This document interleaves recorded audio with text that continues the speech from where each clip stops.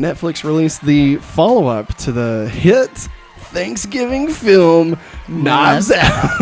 Again, just going full-on like advertisement right here. Rian Johnson, of course, brought back to write and direct. Correct. The first Knives Out was a huge surprise. Yeah. I loved Knives Out. Like it when I say surprise, I mean I wasn't expecting it to be as amazing as it was. Like it looked good in the trailers. Yeah. You know. Looked interesting. I mean, all the actors and actresses that's in it. I was a little, at first, a little put off by the accent of, what's his name? Because, you know, just anytime somebody sounds like Colonel Sanders, I start thinking about... Benoit Blanc. I start thinking about Lady Killers. Yeah. With Tom Hanks. Yeah. And I'm like, I don't know. No, he makes it work, though. Yeah, no, it totally works in this. Yeah. And I don't know if he actually sounds like Colonel Sanders. I guess that's not really the Benoit Blanc. And I loved how the first Knives Out went against the idea of what a murder mystery is. Like, you knew who committed the murder within the first, 30 minutes? Yeah. But, like, the movie was still so engrossing, you know? Yeah. So, going into this one... You know, I was curious how a movie like this would work, where we're losing everybody from the first movie, but we're it's just one character going from story to story, you know, and that very rarely actually works. Yes. You know, but I think they killed it with this one. Oh yeah. I mean, this was still just as good, if not maybe better. And I've seen a lot of people say they think this is better than the first Knives Out. It's really good. Which, as we all know, some sequels are hard to beat the first one. That's true. That's And I think he nailed it on this one. It is at the very least. I'd have to rewatch Knives Out because I haven't seen it. I think we watched it once when it came out. Like, we watched it in theaters, but I think we watched it once at home. And I haven't watched it since. So I'd have to rewatch it just to say whether or not I like it more. But I mean, it's at the very least as good as the first one. Yeah. And I feel like there's fewer characters in this. Yeah, because the first one focused on a really big family. Yeah. And I like that we get to spend more time with the characters, like each individual. Like, you kind of have a better idea of who they are. And I think the story in this is great. Oh yeah. Like, I mean, we'll do a spoiler section for this one. So I don't want to give anything away just yet, but I wasn't expecting it to play into the pandemic. No, I wasn't either. Which is really interesting. Like, I'm usually very pandemic like aversive, I guess is the word I'm looking for, where I just don't want to watch stuff about it. I'm living it, you know what I mean? Like, I'm living it. I don't need to watch it. Like, that's why we stopped watching the morning show, because I was just like, I can't, like, I can't do this again. No. But like, seeing it in this, it wasn't so, like, it didn't hurt to see it, and I was just surprised that it played as much into it. Like, and it ultimately, like, I theorized while I was watching it that maybe something that was very pandemic related would help, like, crack the case or something, whether it be, you know, somebody's mask, or I had no idea what it would be, like a Zoom call or something. I don't know. Banana bread. But, like, it doesn't do any of that. The pandemic is just there. Like, it just is factual to the time. Yeah. And, like, it's just an odd choice. I mean, like, I don't hate it. I just was surprised. And, like, it definitely, like, sets this movie in a certain place in time. Like, you know, and right now it feels normal, but, like, in 20 years, if somebody goes back and watches this, like, you know, how is that going to feel? Yeah. And, like, is that a good thing or a bad thing? Or, like, I don't know. Like, I don't know. It's just a very interesting thing to kind of mull over, you know. Maggie, what was you thinking? Sorry, I just went a whole thing. It's okay. I really enjoyed it. I think it's better than the first one, in my opinion. But, I mean, I still like the first one. Yeah. Like, I love the story of it and stuff. I don't know. Chris Evans in a sweater. I know, that's all that comes to my mind when I think about the first one. But all the characters, they do a really good job of, you know, showing how they are, what they do, who's your daddy, and what does he do? How they're all connected, and And how Benoit Blanc gets into it. I like it. Yeah. I really like the story of it and stuff. It got crazy. Yeah.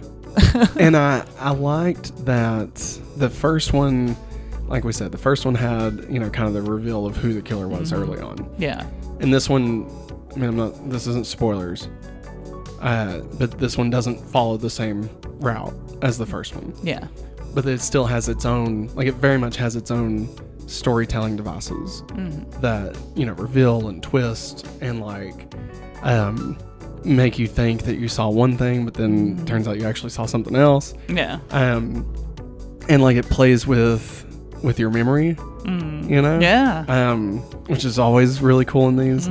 There was one scene where it almost looked like they had altered the scene. Yeah. So the first time you see the scene, it didn't show everything. Yeah.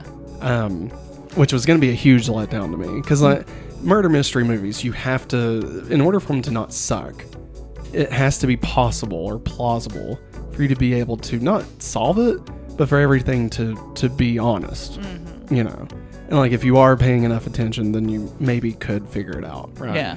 I don't think this one necessarily would be that way. But you can't lie to the audience. You can't, show something, remove somebody from the scene, and then show it again and have the person there when they definitely weren't there the first time. Yeah.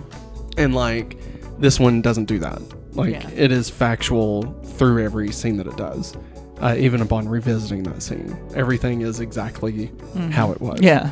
And so I really appreciated that. Yeah. Because when movies like this start lying, it doesn't make it good. No. Another good example of a movie that's doing what Glass Onion did. Clue.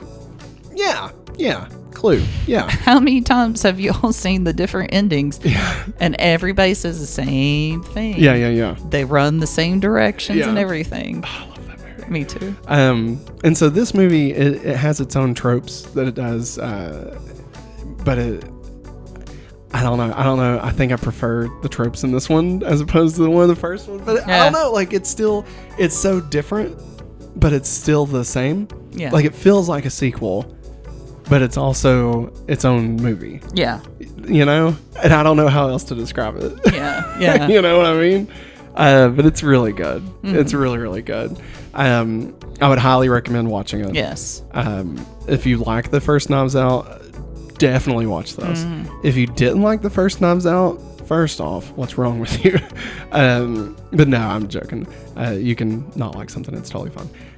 I would still suggest giving this one a shot. Yeah. Because if, for whatever reason you didn't like the first one, maybe it was the characters, the setting, the murder or whatever. Yeah. This one is not, I would say it's not even really a murder mystery.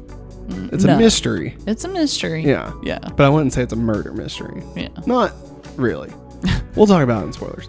But I would still suggest watching it. Yeah. I think it was a fun time. Yeah. It was funny. Everybody in it's great. All the actors did great. Yeah. Now we're going to get into the spoiler section. So if you would like to not be spoiled on anything, be sure you skip over this. I would highly recommend going into this movie without being spoiled on anything. Just enjoy the twists and turns. But Maggie, would you recommend it as well? Yes, I would. Okay. 100%. Spoilers. Can't believe Andy was dead the whole time. Which actually works. Yeah. That actually works with this one. Yeah. So what was you going to tell me? So remember when Daniel Craig's in the bathtub and he's playing Among Us on a Zoom call? Yeah. Okay. Now I remember Angela Lansbury was in that call, right? Yes. Okay. And Kareem Abdul-Jabbar. Yeah. And Natasha Lyonne, that's the younger woman. Yeah. And remember, we didn't quite know who the other older man was. Yeah. He looked familiar. That was Steven Sondheim. Oh my God. I guess that was the Broadway guy? What the fuck? Because he passed, didn't he? Yeah. Yeah, he passed away. Damn. That's crazy. Yeah, that was him. Oh, wow, yeah. That's why I was wasn't he in Tick Tick Boom? Or somebody playing him? Somebody playing wasn't him. It Bradley Whitford that played him? Yes. Somebody. It doesn't matter. Yes. It doesn't matter. I'm looking it up. So, Glass Onion. It's so good. I love the metaphor of the glass onion. Yes. In this. It's spectacular. I love how fucking stupid Edward Norton is. Yes, he is oblivious. He is so fucking stupid. And I love it. I love it because, I mean, obviously, it's a play on Elon Musk. You was right. Bradley Whitford does play. Well, I knew it. Obviously, it's a play on Elon Musk. I mean, it's probably a play on multiple people. Yeah. But I feel like that's probably one of the more obvious ones. The richest man in the world and stealing all the ideas from other people. And, passing off as his own. Yeah, being a huge, stupid douchebag. Yeah. But yeah, I'll just... He's so good at being the fucking worst in this. Andy, I guess her sister, is so good. Yes. Throughout. Janelle Monáe. Yes. Yeah. Oh my God. She kills it in this. Especially like the parts where she's drunk. Yes. It's really funny. The end where she's just smashing everything. Yes. Like that kicked ass. I love that everybody like joins in. Yeah. But then they're like, all right. And then she just keeps going. Like, this is amazing. This is so good. And then she sets the cocktail bar on fire. And I love, Benoit Blanc, how, he's just sitting out there at the end, and just waiting for the police to arrive and stuff. Yeah. I love that, what's his name was in it? Hugh Grant. Yeah. This that is was his great. partner. That was great. I love that. I just, the part I was talking about, where they didn't alter it, but like they made you think that maybe they did, was when Batista is watching Whiskey and Edward Norton. And like he looks behind him and there's nobody at the bushes, and like but then we see Benoit like looking behind the bush, but then when we see the scene again, we see that Helen was also there, but we actually rewound it. So I was like, there's no way that they fucked this over.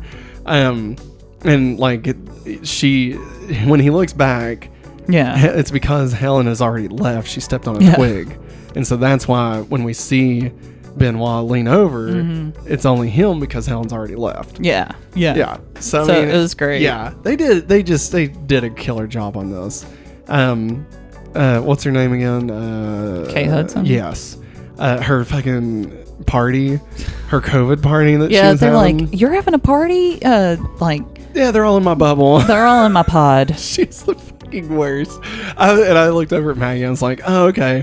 So the master going to tell me like who I need to hate in this movie, apparently. And I love that. Batista being like an alt-right, like masculine, like piece of shit. Like that was wild, And I love Whiskey ended up being like a super really smart. Yeah.